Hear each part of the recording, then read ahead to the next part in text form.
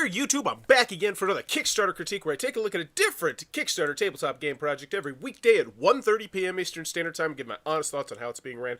And today, I am very excited to be checking out the ninth most popular project on all of tabletop games, that is Puzzle Strike 2, a deck builder for 1 to 4 players full of miracle turns, magical gems, and a ...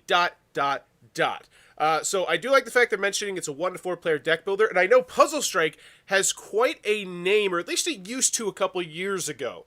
I remember this used to be a lot of people's like Grail style game. I've heard nothing but good things about it. I have one friend who owns it, and they're like, I'm never getting rid of it. But even with all that being said, I was still a little bit intrigued to check this one out because it's ninth in popularity. And there are 5 other tabletop games that launched on Tuesday, the same day it did, that are ahead of it, which means something it's doing is not quite tickling those YouTube popularity algorithms. So let's see if we can figure it out. Now, the first thing I gotta say, beginning image, not a big fan. Like, I could barely see what's going on here. The biggest thing I see is like this wand, which looks phallic. Funded in 11 hours, don't care. Like, I can tell, I know how Kickstarter works. And I can't really see the box that well. Like, I think we just really need to zoom in. And remember that most people are not going to be looking at this blown up. Most people are not going to be looking at this great image, which looks much cleaner and clearer, because once they get here, they're probably just going to click on the video, or they're going to scroll down. I think you need to just zoom in. Like, look around all the space around the edge that we could just zoom in there and make it a little bit cleaner. Also, this is a 3D rendering. You know, it is what it is. I'm not the biggest fan of that, but if that's all you got, that's all you got. But I don't think that this pops for me, despite the fact it has really bright colors. And honestly, now that we're here and I see this princess kind of throwing this thing at this fire, this bear, I'm kind of a little bit more down on it, or more up on it. Whereas here, I don't know. I just think zooming in really helps there. But anywho, it's already been funded, $79,000. Excellent. It is a thing that's going to happen. Turn magical gems and a scepter of power that tests your greed. So that is the scepter of power. So it's an actual component in the game. Good. If it was not, I was going to be really, really, really annoyed. So I'm glad that's in the game. The world. Oh, but as always, when you go into the video, convincing me. 3 things. Do I want it? Can you do it? How much is it? Let's go. The world is changed. I feel it at game nights. I feel it in the box. I smell it in the rulebook. It began with the forging of gems. The purple gems, spiky with aggressive power, were given to a hot-headed archer. The blue gems, defensive and sturdy, were given to a stone golem. Okay. I feel like they're spotlighting these components really, really well. And they're digital renders, but I'm now excited about the components. So, first 20 seconds, I'm excited about the components. Game, not quite yet there. But great job spotlighting these components. The pink gems, enabling great combos and engine building, were given to a watchmaker. And the green gems, a symbol of practical utility, were given to the wisest fish. For within these gems was bound the strength and the will to govern. And I think that's why I'm not, like, annoyed. Because a lot of times, if we're just talking about the theme for the first 40 seconds, I'm like, come on, get to some meat, get to some potatoes. But they're not just doing that. It might seem like they are, but they're interweaving, like, what sort of mechanisms each of these characters have, while also showcasing me the components, these absolutely gorgeous components at the same time. And so I think that's all you need. Like, you can still focus on theme, but pepper them in there a little bit. Keep me wet, keep my whistle wet. Now, that being said, I am ready for us to zoom out and take a look at that board. But they were all of them deceived, for another gem was made. In the land of Flagstone, So it's like a Lord of the Rings-y vibe there. Cool. in the Tower of Two Truths, Chancellor Quince forged in secret a master gem, set into a scepter. The scepter of power, and into this scepter he poured his duplicity, his charm, and his will to dominate all life. Okay. I'm a board gamer, and I love this, but we can all acknowledge that this is totally 100% unnecessary. Like, this could very easily have just been a card. Oh, here's your scepter card. Like, I just love the fact that that's where we're at board games. The scepter to rule them all. And one by one, players fell to the power of Put your deck into your discard the pile. gem. If you block card this turn, okay. Like the symbology. Hopefully there's a solid player reference card. If there is, maybe show it to me. Just show me a little skin. Now you must contend with these Oh, that's it. Like, look at that. I want to do this. I want to play this. I want to do what this is. What is this? Why did he put it? Why is he putting it on 9? gems. Oh, he's putting it on 7. The more you acquire, and I still want to do it, despite the fact he is going to 7 instead of 9. I think that really does a great job spotlighting components, and I think they've done a fantastic job spotlighting components. And honestly, I think this is one of the better jobs of using Tabletop Simulator or something of that same ilk and digitally rendering these that I've seen on Kickstarter. I just think this is really good. better you arrange your gems of matching colors, the more powerful you grow. But you must break your own treasure with mighty crash gems to prevent your power from overflowing to the... Okay, now I think we're going a little bit too much into the weeds. Like, I was like, oh, cool, I don't know what you said, but it sounded pretty, like, I wanna play it, it sounds so fun. And now it's like we're really going into the details, like, into the depths of it. And it's like, I think hopefully we're not going to drag for too much longer. Point of your own defeat. And then there's the scepter. Gems are drawn to it, so crash gems always follow the player who holds the scepter. The scepter magnifies the... Yeah, like, that's what I was saying. Like, this could just be a card. Like, oh, it's going to be moving around. All right, now let me know what you think about that. Overdone components. Do you like them? Do you hate them? Are you indifferent? Let me know in the comments. Power of the holder to a terrifying degree. If you hold it, it will feed on your greed and reward you. For the time will soon come when your greed will shape the fortunes of all. Okay, solid. I'm actually put that as a poll question. I want to see what people think about that. So, I liked it. I liked the video. I thought it maybe it stretched a bit too much with the rules, but overall I thought it was really well done, especially for not having any of the physical components. I think they did a fantastic job of what they had there. And awesome. I think... Am I convinced, though? Do I want it? Yeah, but I like deck building games, and I like asymmetry. And by the way, maybe mention asymmetrical deck builder.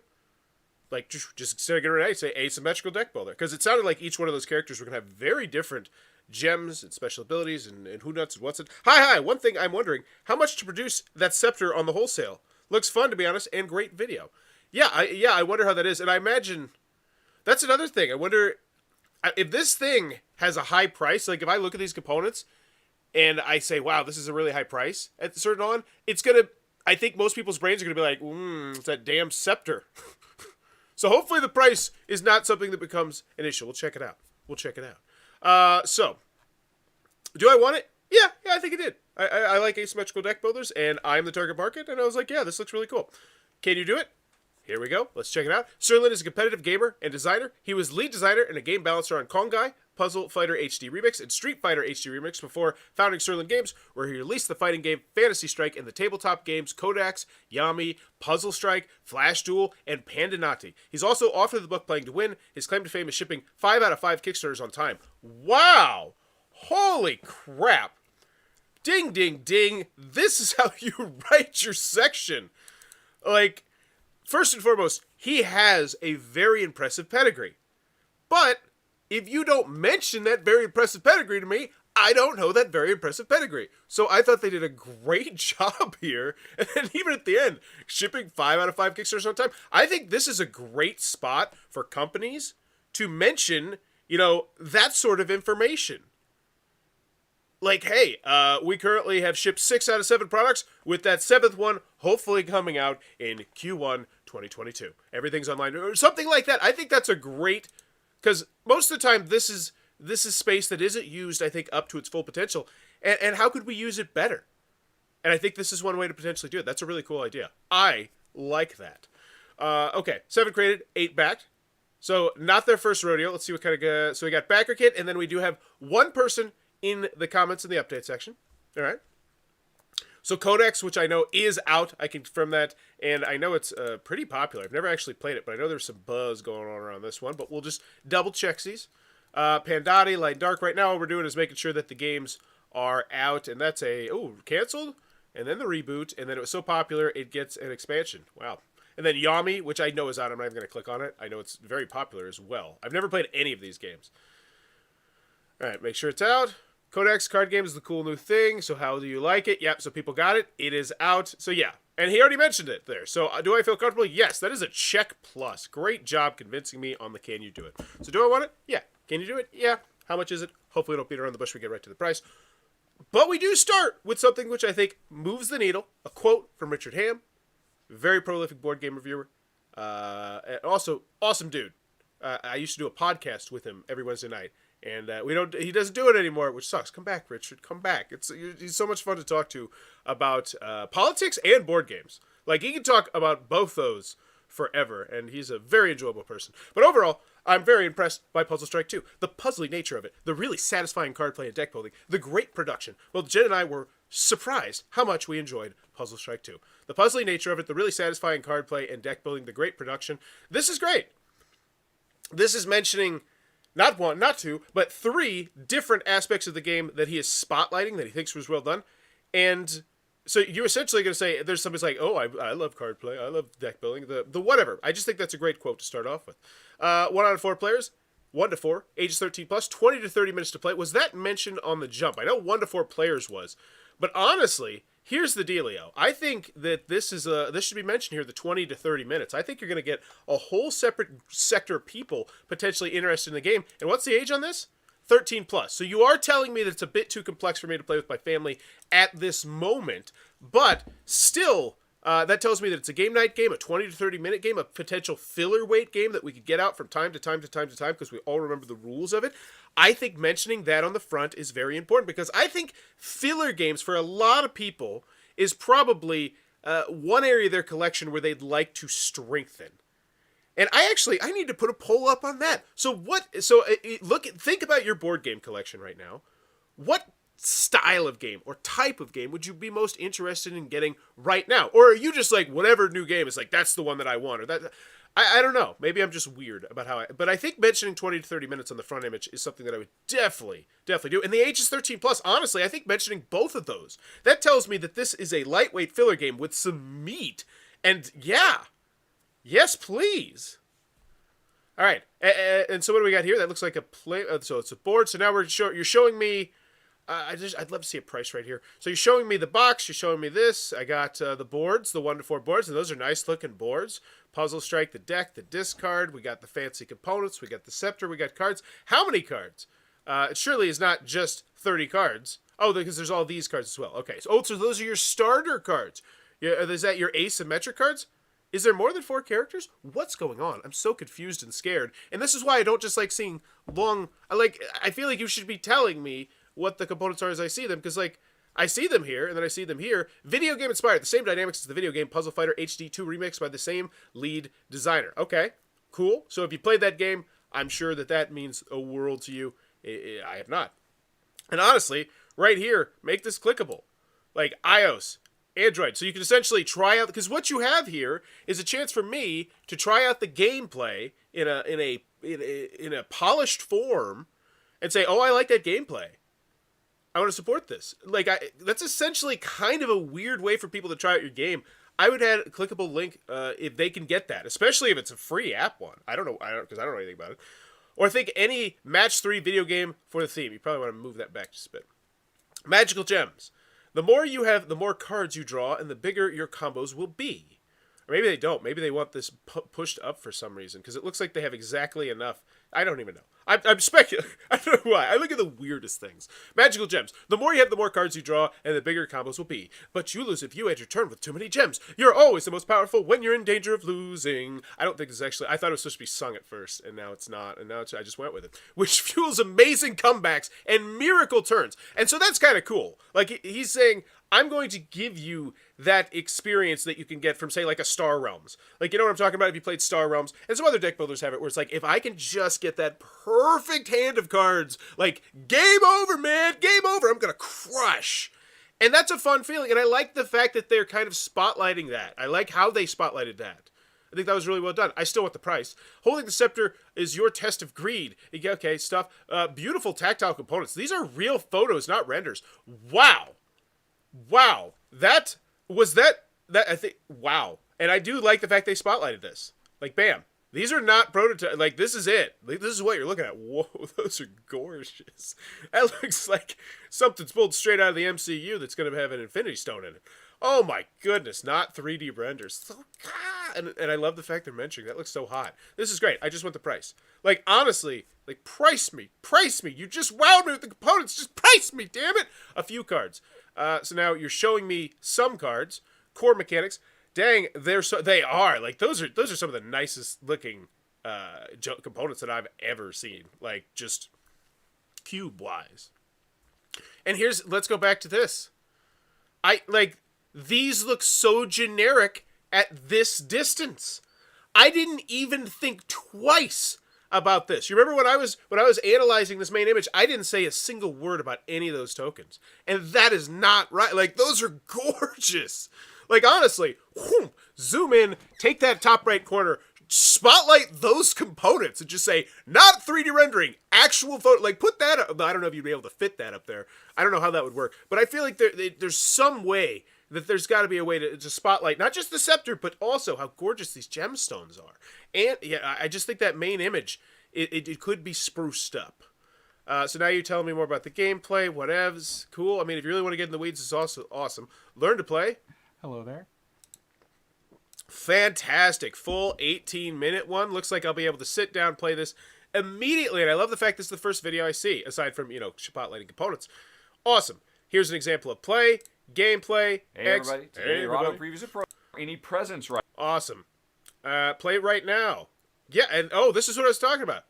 Play right now section. Awesome. Join the Discord, demo on Tabletopia, read the tool booklet, what people are saying. Puzzle Strike 2 is so ridiculous in all the right ways. We're scheming, we're laughing, we're giddy when we've got to take our turn, and we're nervous when our foes are making their moves. The wins are so rewarding, and the losses always elicit a let's play again. This is Sirlin's best design yet so far. Solid. A fast-paced game of push and pull with some really nice puzzle elements. This is a huge satisfaction in flooding your opponents with gems and causing them to bust. Ooh, that sounds really cool. That just let me in on an aspect of the game that I didn't know, where it's like, ooh, I can give them stuff and well, they'll die. That's kind of like damage. But you get what I'm saying. Okay, I just want the price.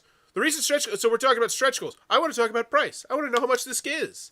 The reason stretch goals are popular on Kickstarter is they help projects grow when all of you tell your friends about the project in order to help unlock them. To that end, I'd like to try something different this time. Okay, I'm intrigued. I always love different. Rather than put us through all that, I will personally take all the risk. The stretch goals below would require around $200,000 for the project just to break even.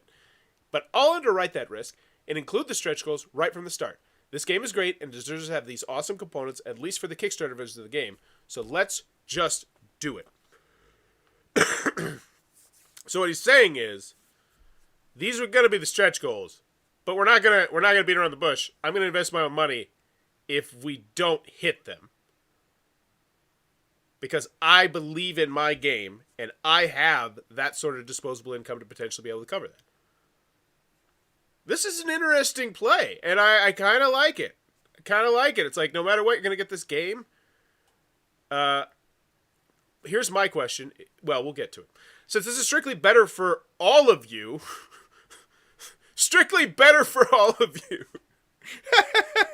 I don't know why him italicizing that hit me the way it did, since this is strictly better for all of you. Like, because aren't you supposed to talk a different way when you get to italics? Then if the stretch goals had unlocked at various funding levels, I'll ask that you tell your friends on social media about this project to reward that kind of transparency and no-nonsense approach. I don't know. I don't know about that. I like it personally just because I love seeing people try things differently. But so all of them are unlocked. Okay. Well, here's the thing. If all of them are unlocked, why don't you at least show me what they were going to be, like what it would be? And then that also brings the question, oh, Jesus Christ, it lights up. Are you kidding me? Was that not in the video? Was that not spotlighted in the video? I think that's a misstep. Now, maybe they might not have that, but if they do, like, I definitely think that should have been spotlighted, because that's a banger of a stretch goal. Oh my. The nice trays from what is it, the one where you trade gems for other gems and trade gems. Are these those gems? Are those the gems? Are those the gems for Century Spice Road? Because those are fantastic components. Those are absolutely dropped in. Because those look exactly like that. I gotta go check that. Maybe they're different colors or something like that. But that's, I'm gonna guess whoever makes those gems. I want to find out who makes those gems. Because dang, they got the nicest gems in the game. Because now that I think about it, yes, Century Spice Rose has absolutely gems as well. Unlock. So boxed slots with spots for expansion. The one player and the co-op. Whoa, that's fantastic. I don't think that you've mentioned before now that there was cooperative. I think that's a big misstep. That is a whole separate group of people that you're going to potentially bring in right from the jump. Yeah, so I know it's solo here. I think I'd mentioned that it's asymmetrical. I think I'd mentioned that it's got a cooperative version somewhere, either on the marquee or before that. But I think this is just a case of not spotlighting enough at the front end, but what you have, because this has got so much going for it.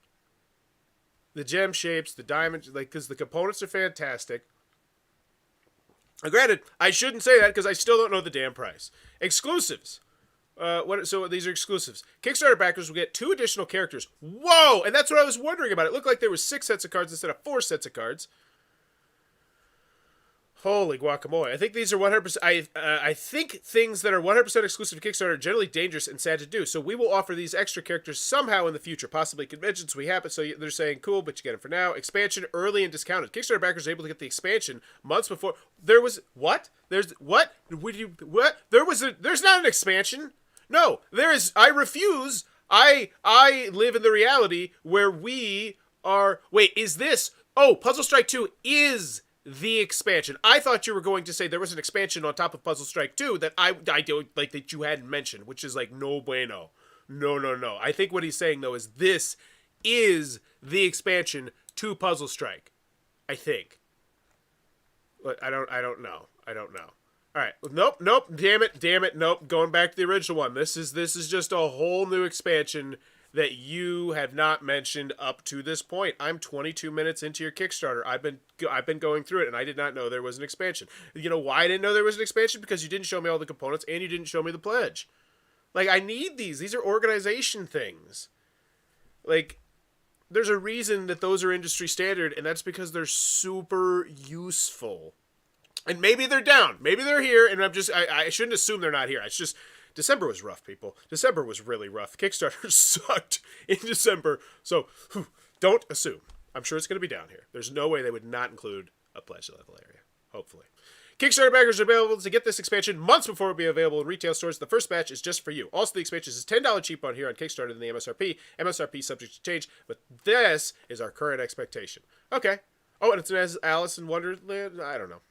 Bold Adventures expansion. So, we are. Now we're talking about it. Okay. 4 new blank decks, each with a new game mechanic. Info coming soon. Oh, so they don't have all the info yet. Interesting. So they're just saying, it's going to be an expansion. Hey, we don't know anything about it yet, but let me tell you, it's sure as hell going to be an expansion. What do you think about this? Like, I honestly, like, that doesn't get me excited about that. I mean, it does because it's just more stuff. But, I'm glad you mentioned that it was $10 cheaper. Like, that's the only thing that's keeping me here thinking about it. But it's very underwhelmed by that. How much is it? We still don't know, Cleric. We will find out one day. No, first we will find out about the card sleeves. No, so the first price I'm actually finding out about is damn card sleeves. Come on, this is, no. Gem Thief card sleeve, $15 per pack of 100. We partnered with Ultra Pro, because we're big fans, they're super, wow. So this is Ultra Pro to offer a similar kind of high quality sleeves, but with gem-themed artwork. They don't show the game's logo, so that you can use them with any card game, not just Puzzle Strike 2. They come in packs of 100, and you'll want, in the last year, they cost them, okay, so they were really going into the weeds here, about the card sleeves. We didn't go into the weeds about the components. We didn't go into the weeds about the prices. Like, pledge area. We need a pledge area. And once again, I said right from the offset, this is the 9th most popular project on tabletop games, but 5 other games launched on the same day as Puzzle Strike 2, and they are more popular in the popularity metrics. And these are the kind of things. Like, this is, I'm first, like, just give me the damn price. And so now I have to go over here. And going over there, why is that a big deal? Because especially on mobile, that's an extra click that people don't have to make. And this is your story. This is where every little bit of information should be about you. And not including this is just shipping. Your rewards will be shipped at our cost to our international hubs. Then you'll pay the shipping from the closest hub to you. We offer custom-friendly shipping from our hubs in the U.S., Canada, Europe, United Kingdom, and Australia. So that means no VAT tax, I do believe. Awesome. The term custom-friendly has been confused on backers and some other Kickstarters. It does not mean that you can avoid paying VAT. No, you're going to get jacked by the VAT. Never mind. There's currently no way to avoid that. The term only means that you can receive your package without paying an extra fee. So you're still going to be jacked by the VAT. Okay. Please note that shipping and taxes are not included in the pledge prices. The cost of shipping will be charged to the pledge manager after the campaign and before. Okay, so $15 plus, so it's $16. I don't know if that's good. I don't know if that's bad because I don't know the size of the box. It looks like it's a thin box here. But I guess we'll just go here. So let's look. Puzzle Strike 2 is $70. This is a $70 game. That's, so no, it's not. It's an $85 game. And I think that's why it's super important to give me an idea of your box size. And Final Girls Series 2 yesterday did an amazing job of that. They showed me exactly how big the box was and how large it would fit on a shelf. Whereas I go back to this and it's like, I'm going to go back. I think these games are the same size as maybe another deck builder that I really, really like, which is from Lucky Duck Games, and I'm drawing a blank on it right now. Their expansion boxes are like these weird rectangles that are pretty tall, and I'm wondering if that's what this is. But their base box is just like a Ticket to Ride size box. Is this a Ticket to Ride size box? Let's see. Am I going to have to go through... do I have it in the video? Nope, no showcasing that in there. Learn to play... Yeah, this is because now I'm like $15. I'm looking at an $85 game, and I don't feel an $85 vibe here. And honestly, the reason why I don't feel like an $85 vibe is because you haven't told me enough about the components. This could be 30 cards. This could be 100 cards. I don't know. I know it's got a light-on wand, and this is what I was talking about. If we get to that price point, and I'm like, damn, that's really high, I'm going to be like, looking at that freaking wand, which now I know lights up. Why the hell do I need a light up wand? I'm playing a deck building game. If this were some sort of children's hide and seek style game, I'd understand. I'd be like, light up wand makes total sense. Deck building game, I say, yeah, seems a bit unnecessary. Scepter equals premium. Is there a non-premium version of the game? There can't be. I can't imagine that there's one that's higher than 70. I mean, so this is Puzzle Strike 2 board game base set includes promo items. Does not include shipping or taxes. You may add up to 2 additional copies shipped to the same address by adding another $70 for each to your pledge. Ships anywhere in the world. So 40 people. 40 people have bought the game.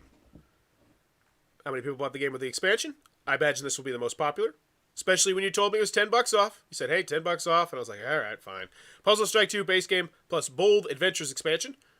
$439. So right now, there's an all-in. What's in the all-in? Oh, card sleeves. Get enough of the fancy gem-themed sleeves for all that, so we got 156 people. And we have the retailer 6-pack. So right now, this game, with everything it has going for it, it has the name, it has the reputation, it has absolutely drop-dead gorgeous components. It's got the first few days buzz has sold roughly 640 copies. And you factor this in, so we're closer to maybe the 700 to 800 range. And I look at that and I just say, wow, I thought that would be higher.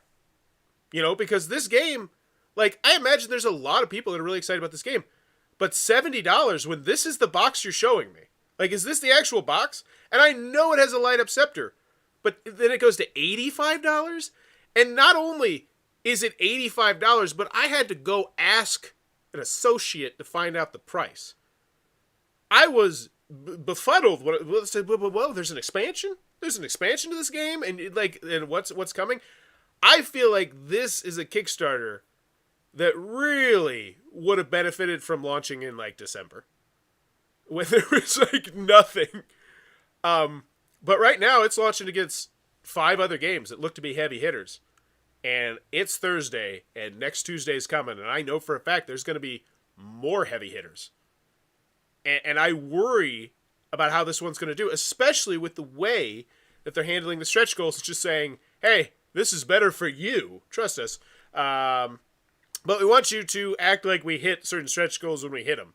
It's asking a lot, and it's odd, and I don't know. I don't think it's working. Updates. Let's check it out.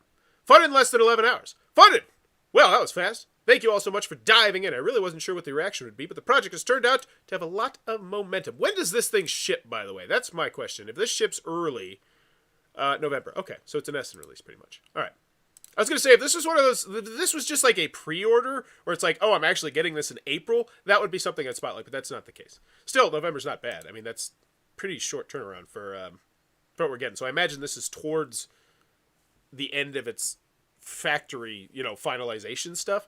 On my end, the situation is that my tests show this game has a unique feel and is kind of a hype factory, and it is fairly often produces memorable, crazy comebacks. But how do you sell that to people? It's really hard to convey why the dynamics of a game are fun without having people experience it. So hard that this game I leaned on a lot just to make it look good. Those custom molded gems aren't cheap to develop, so we showed them off, and I think it's really helped. By hook or by crook, I will get people to play an exciting game. LOL. Speaking of those components, though, the sobering reminder is that I already committed to all you to take the risk of this stretch goal stuff coming soon. I have some articles in the works on the game's design. I already posted one that's kind of an overview of the design. In a few days, I'll go over the content in a more zoomed-in way. I created this page with the first article and update it with more articles over the next few weeks.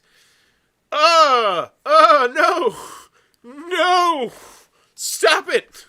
So, one thing I always say is a terrible idea is, and I've noticed this from looking at hundreds and hundreds of Kickstarters, thousands actually, is sending people away from Kickstarter is never a good idea, because most popularity and magic chart, that's the way that most people are looking on Kickstarter. One of those two. And those, you are actively sending people away from your page, when instead you could post this as an update. And then people, in theory, would be going to your page. And then if you get them to respond to your updates, churning your Kickstarter and driving it up higher on the popularity chart, hopefully. So I'm not a big fan. I love the transparency you're showing off. And if it was on Board Game Geek, that's a different ballgame. I would not lift a finger if it was on Board Game Geek, because I think there are a lot of...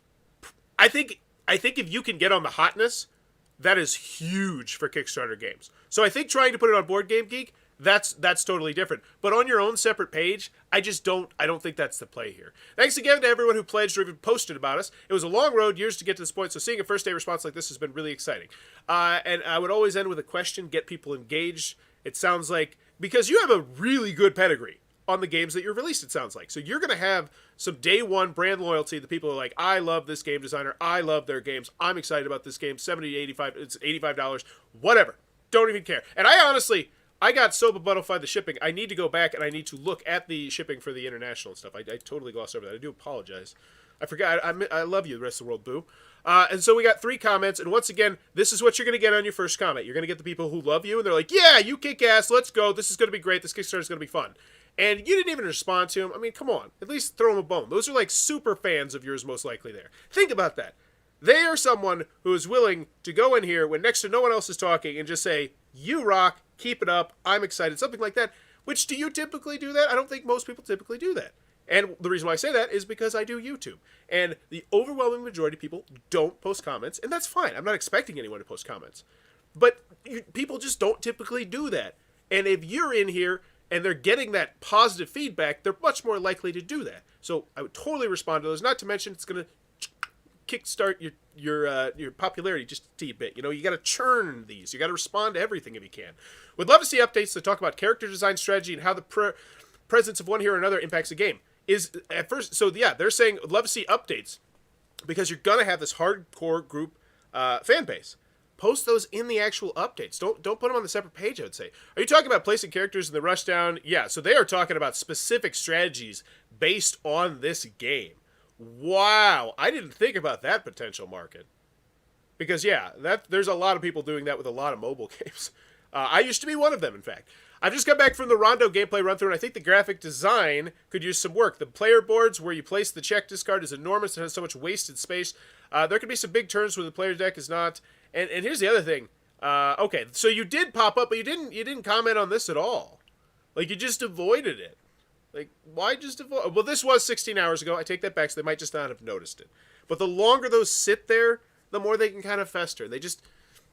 It's why I think you need to be active in the comments. Maybe not respond to every comment, but if there's a thread, jump in on a thread. If you've got a couple backers talking about something, you should be in there, I think. I just realized if Trock is a bonus character, who replaced him in the expansion? I assume the 10 characters are the Yomi Shadow characters, but this means there's one other character besides River. That's a great creature. So you have, and this is your loyal fan base, like, excited. Like, oh my gosh, like, who are these characters going to be? What's their thing going to be? That's cool. And here's the other thing. If, in fact, some of those expansion characters are going to be characters from some of your previous games, I think it is such a misstep not to mention that. And even if you don't have the actual gameplay or the asymmetric nature of what that character is going to do, just showing old fans like, oh yeah, you're gonna get that thing from Yomi, or you're gonna get that crazy lady from Codex, or I don't know anything about these games, but you get what I'm saying. And then as a bystander, who's never played either of the games, it's like, oh, that's cool. Like, that would get me excited in this game that I love, you know. And so I think if that is in fact what you're gonna do, that would be a way to potentially spruce up that expansion area. Because right now, you know, the only thing you got selling that expansion is the fact it's $10 cheaper, and the fact that people want what you're getting, what you're given. As soon as I saw the add-on for this, I knew I had to back it. I'm a huge Puzzle Strike fan. Okay, so definitely could use a little bit more, I think, in the comment section and the updates, because I worry about how the popularity of this one is going to go. But I do want to go take one last look back at that shipping, and then we'll give this one a grade. So U.S. remote areas get bent. Yep. Canada 20. Okay. 15, because it is still, like, there's not a particularly good way to ship this style. If you get rectangular, you can sometimes fit it into some envelopes, some padded envelopes. But yeah, with a square box, yeah.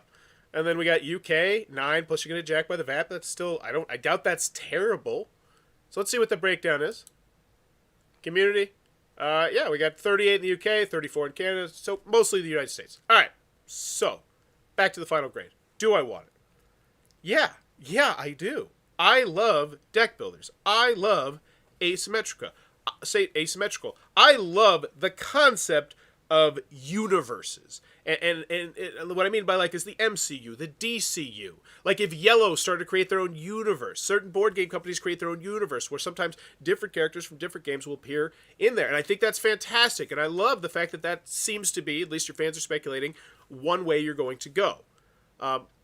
I didn't know that. I had to dig through it with a fine-tooth comb. I had to find everything almost with a fine-tooth comb. For instance, the gems. So I just think the overall presentation of the Kickstarter page was very underwhelming. Do I want it, though? Yeah. Can you do it? Yeah. No doubt about it. California tax plus shipping is crazy. Why would you wait a few days to post Spotlight game content? Agreed. Oh, yeah. So I didn't even factor in the shipping. So mine's only at 7%, but that's still, what is that? 10 would be $7. It's gonna be like an extra $6 or something like that. Once again, that's getting me to $91. And now we get to how much is it, which I think is undoubtedly going to be the worst part of this grade. And you know, just because I want it and you can do it doesn't mean that I give it a good grade. It's not a 2 out of 3 sort of thing. Because they're not equally balanced all the time. And this was not a fun shopping area. I didn't feel convinced that I should buy the expansion. I thought the price was high, even with the light-up scepter. And then I say to myself, well, how much is that light-up scepter adding to this price? You know, I'm paying $91 for how many cards? How many cards am I getting? Because that's the other thing. You didn't have a pledge area. You didn't spotlight your components. That was your calling card. How many components do I get? How many cards do I get? How much variability is in this game? Yeah. Yes, that was exactly what I was thinking. Yes, exactly. Cheaper to wait and buy retail. And that's the vibe that I get from this. Because it's going to happen. I know it's going to happen. And also, I hate to do it. I hate to do it. But I gotta do it. I'm real here. You know I'm real. The fact that you're saying, yeah, I'll cover this $20,000. Was it $20,000 in extra Kickstarter? What was it? Dang it! Where's the stretch goal area? The stretch goal area was just so different and unique, but at the same time, $200,000. So you're pretty much saying, yeah, I got $200K that I could throw on this if I had to. You know, obviously, I'm not trying to say you're rich or anything like that. But I'm saying I don't think they're going to make 1,000 print run of this game. That's what I'm saying. I think there's going to be extras. I think you'll be able to get it after retail, and I can't imagine that you're going to pay $91 for it. And that's if you're in the U.S., and that's for my shipping. But so at the end of the day, the how much is it just completely sinks this one, because not fun to shop, a little bit confusing, and really highly priced, and has me wondering, well, maybe we don't need certain things as nice as they are. And so, yeah, I'm going to give this one a D+, I think, because quite honestly, I think with a relaunch, some reorganization, like, I think this could be, this could be $1 million project, especially, and there's the other thing. There's my other thing. So I would at least mention what happens once we do hit, that $200K, none of it coming out of your pocket. Because if there's stretch goals, even if they're just cards, just show me the first banger stretch goal. And here's our first real stretch goal, if I'm not taking it completely out of my pocket. I think this is just a weird one. But let me know in the comments below. I'm giving it a D+. What is your final grade for Puzzle Strike 2? I think this one dropped the ball a little bit. And I just a lot of things that are industry standard. You know what? That video is so good. I'm going to go C-. I'm going to go C- because that video, I think he got so many people with that video, they go straight from the video down to the price, and they assume that there's going to be tons of components. I don't know. Let me know. Yeah, I'm going to go C-. What is your final grade, though? Let me know in the comments below. And as always, if you enjoyed this content, please be sure to click on that subscribe button down below, as I love making these videos, and I'm hoping to hit 10,000 subscribers to celebrate my 10-year anniversary of making YouTube content. But as always, thanks for your time, YouTube. Bye-bye.